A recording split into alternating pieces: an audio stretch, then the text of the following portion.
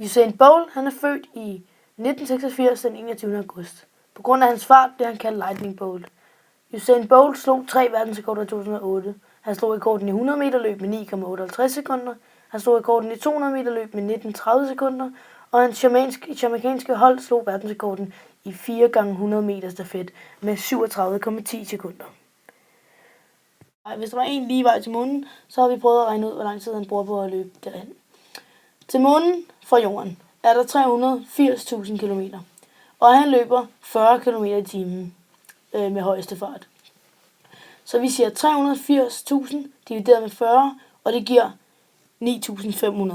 Det vil sige, at han vil bruge 9.500 timer på at løbe til månen. Hvis der så er 227 millioner kilometer fra jorden til Mars, hvor lang tid vil Usain Bolt så bruge på at løbe til Mars med hans højeste fart, som ligger på 40 km?